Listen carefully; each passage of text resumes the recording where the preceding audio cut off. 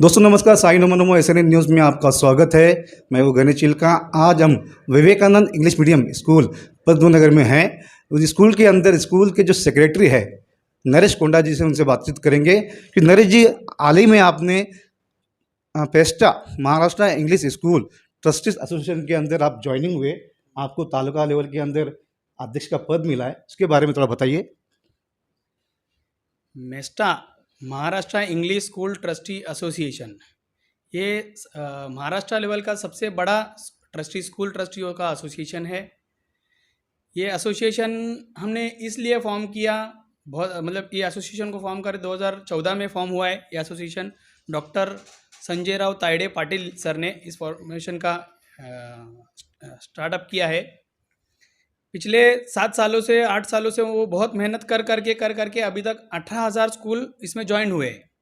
ये association start करने का मुख्य उद्देश्य हमारा ये था कि हम सब प्राइवेट स्कूल का एक एसोसिएशन होना बहुत ज़रूरी है, क्योंकि सब लोगों का एसोसिएशन होता है। रिक्शा वालों का एसोसिएशन होता है, बस वालों का एसोसिएशन होता है, फैक्ट्री वालों का एसोसिएशन होता है, शॉप्स वालों का एसोसिएशन होता है।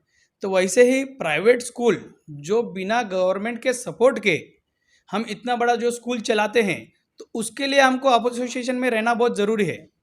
क्योंकि आजकल आप कोरोना टाइम में भी आपने देखा है कि कितने सारे प्रॉब्लम्स आते हैं।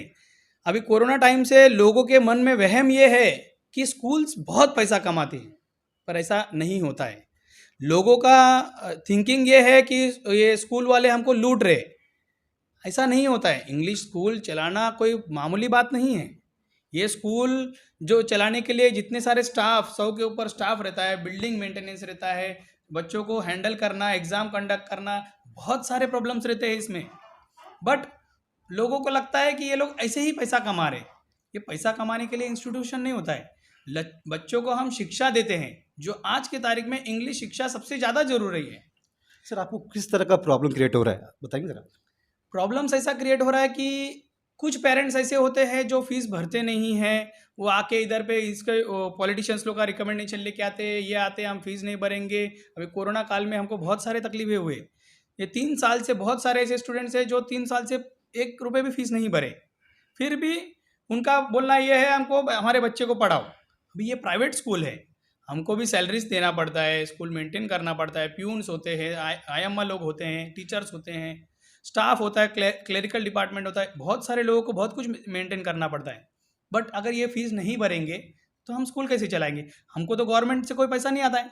अब ये गवर्नमेंट स्कूल्स में जाएंगे तो गवर्नमेंट तो पूरा उनको पैसा देती है। जो 7वां वेतन लेके जितने भी गवर्नमेंट स्कूल्स है उनको 7वां वेतन वो टीचर्स को मिलता है, पर वो टीचर्स ने ऑनलाइन में कोई पढ़ाई नहीं करवाया। कोविड में पढ़ाई करने वाले कौन से स्कूल थे? प्राइवेट स्कूल थे।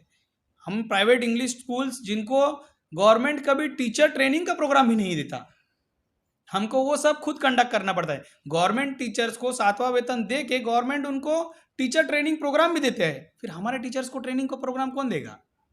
सर, जिस तरह से आप मेस्टा के अंदर ज्वाइनिंग किए हैं, आपको अध्यक्ष पद मिला है Maharashtra English school trustees association के अंदर, डॉक्टर तावड़े साहब ने आपको दिया है, तो आपको मतलब आपका उद्देश्य क्या है? जिस तरह से प्राइवेट स्कूल्स कितने भिवंडी में हैं, कितने आप लोग ज्वाइन करने का उद्देश्य? भिवंडी में वैसा देखा जाए तो 165 स्कूल्स है private schools. 165 private English schools में से अभी हम लोग थोड़े थोड़े करके अभी 15-20 स्कूल ज्वाइन हुए। अभी इसमें प्रॉब्लम क्या हो रहा है, हम लोग एसोसिएशन इसलिए बनाया कि बहुत सारे स्कूल्स बहुत सारे प्रॉब्लम्स में हैं, बहुत सारे डेप्थ्स में हैं। जिनके कोविड के चलते जिनके फीस नहीं आए, बच्चे के एडमिशन नहीं हुए, और हमारे इधर ऐसा सिस्टम है कि एक बच्चा एक क्लास में पढ़ता है, फिर उधर से दूसरे स्कूल में जाता है फीस नहीं भर के, फिर वो लोग एडमिशन लेते, फिर उधर से फिर 3rd ईयर में तीसरे स्कूल में जाता है, उधर पे वो लोग एडमिशन लेते, और पिछला स्कूल का सब फिर बैलेंस फीस रखते जाते। सरकार से क्या मांगे आपकी? सरकार से हमारी मांगे हमने 19 को रखा था, जिधर यशवंतराव चौहान मुंबई सेंटर में हमारा अधिवेशन था, जिधर पे सुप्रियाताई सुले आई थी, वर्षा गायकवाड़ मैडम आई थी, और बच्चू कडू आए थे। ये सब के सामने हमारे मुद्दे रखे थे। जो 25% आरक्षण, अभी देखो प्राइवेट स्कूल पे गवर्नमेंट का बहुत सारे प्रेशर्स भी है। अभी इंग्लिश मीडियम स्कूल्स को 25% आरक्षित देने का आरटी रूल गवर्नमेंट ने बनाया था। अभी उस बेस पे सब 25% स्कूल, अपने स्कूल के कैपेसिटी पे 25% स्टूडेंट्स गवर्नमेंट के आते हैं, पर उनका जो फीस रहता है गवर्नमेंट जो भरना है वो 3-3 साल तक हमको वो पे बिल नहीं मिलता। तो हम स्कूल कैसे चलाएं? हम उस मुद्दे पे हमने वर्षाताई गायकवाड़ से बात किया था कि स्कूल का फंड रिलीज़ करो, 25% आरटी का फीस रिलीज़ करो, और हमको ऐसा एक रूल लाओ जो विदाउट टीसी कोई दूसरे स्कूल में एडमिशन ना मिले।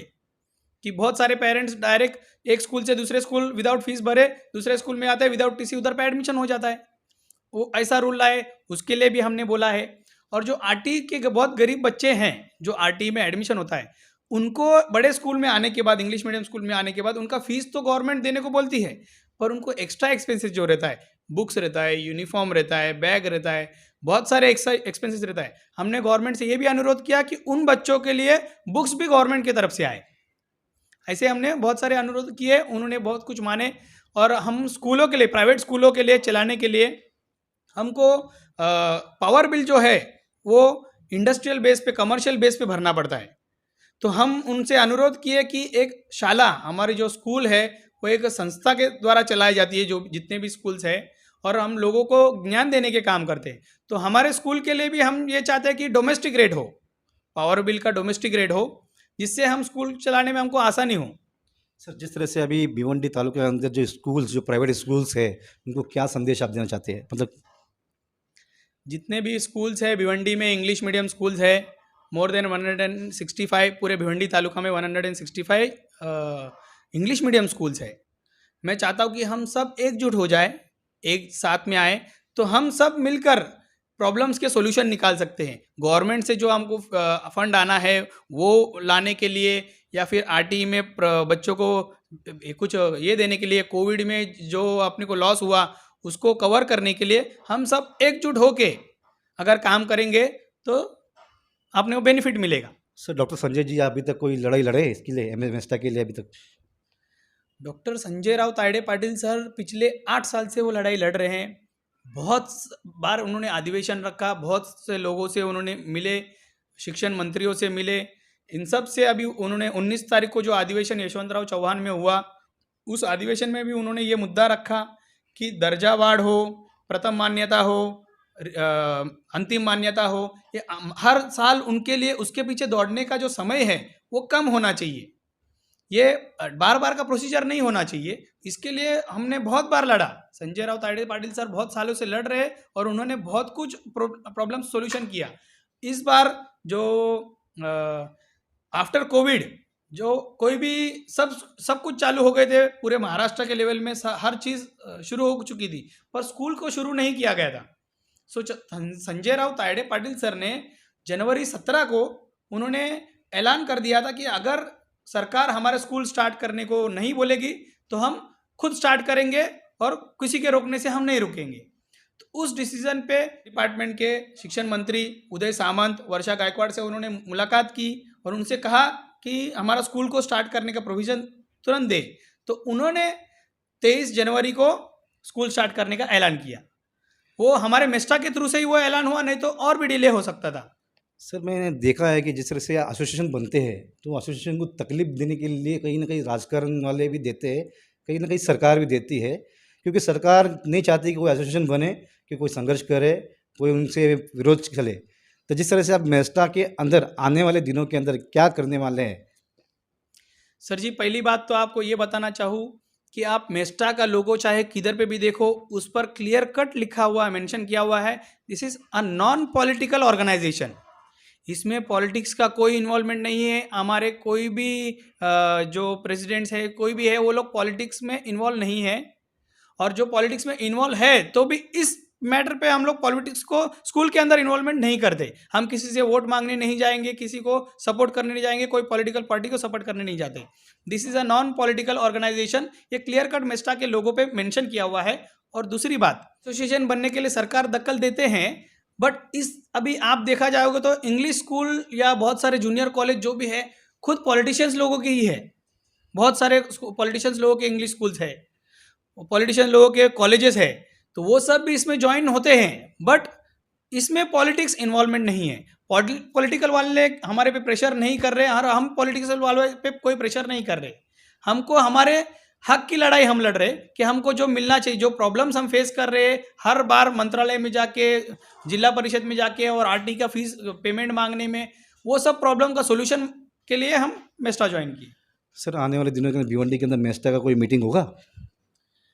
अभी आने वाले दिनों में अभी लास्ट जो 19 को हुआ उसके बाद हम अभी सिर्फ अभी भिवंडी के लिए, मैं जब अभी मुझे भिवंडी का अध्यक्ष का पद दिया गया तो इसके लिए मैंने भिवंडी तालुका और थाना, पूरा थाना सिटी और भिवंडी तालुके के सभी स्कूलों को थाने में मीटिंग का अरेंजमेंट कर रहा हूँ। 16 मई के दिन, 16 मई के दिन फिर से सभी स्कूल ट्रस्टियों का मीटिंग आयोजित किया जा रहा है। उस मैं सबसे निवेदन करता हूँ कि सब आप आके ज्वाइन हो जाओ, जिससे अपने को अपने जितने भी प्रॉब्लम्स है, स्कूल रिलेटेड प्रॉब्लम्स है, परमिशन रिलेटेड प्रॉब्लम्स है, प्रथम मान्यता के प्रॉब्लम्स है और इस आरटी के प्रॉब्लम्स है, सभी प्रॉब्लम्स का सोल्यूशन निकालने के लिए मेस्टा ज्वाइन करना बहुत ज़रूरी है। हमको एक एसोसिएशन बनाना ज़रूरी है, हमको एकजुट आना बहुत ज़रूरी है।